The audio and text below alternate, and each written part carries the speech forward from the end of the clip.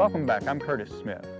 Albert in northern New Mexico wrote and said that in the garden books he read that he should put his early startings of his seedlings on top of his refrigerator, and he wondered why he should do that.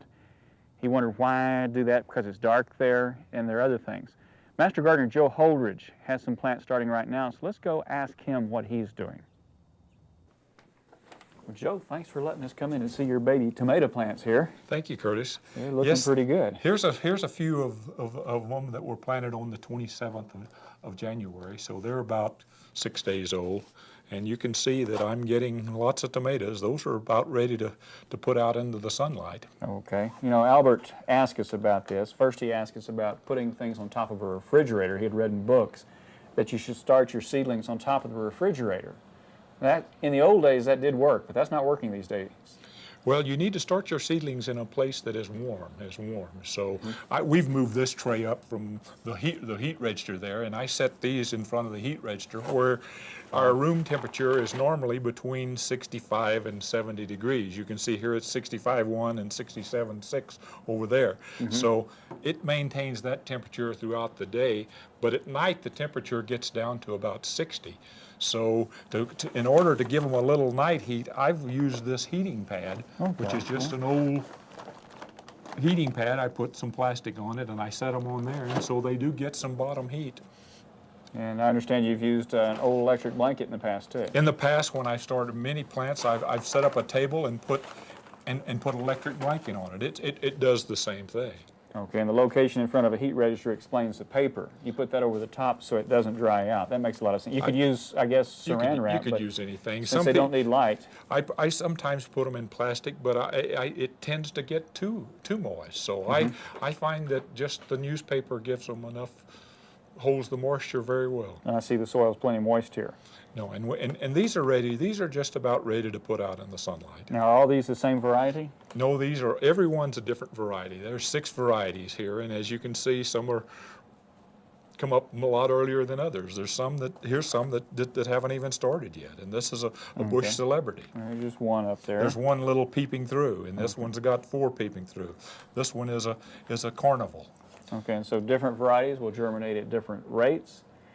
And so we expect it to take a while. And then as soon as this one's done, you take it out, put it in a well-lit location? As soon as it's done, I take it and move it out to my front sun porch, which has a temperature variation of about 40 to 80. And once they're up, they don't need that bottom heat anymore, do they? They don't need that bottom heat anymore, and I supplement the sunlight with a fluorescent grow tube. Okay, and I think we really ought to define bottom heat. We've been talking about it. Bottom heat is just a heat underneath that warms the soil. Though the air is cool, the soil then stays a little warmer, and that's really good for seed germination. It certainly is good for seed germination. It works good for rooting a lot of cuttings, too. Works good for heating the cuttings. That's certainly right. Now, are tomatoes the only thing that you start? I start most everything that I grow in my garden. This year I've only started eggplant, I've started peppers, and I've started sweet paprika pepper. So the peppers they take a little longer to come up. You have to wait about 10 to 12 days on them. And they like a lot more heat too, and or like a lot more time. A little more heat. And so that's interesting to see that you can do a lot of different things this way. Get them up, get them growing, then move them out into the light. And I like the concept you supplement the sunlight. I supplement the sunlight. We've had, we've had some days that we didn't have any sunlight. So you need.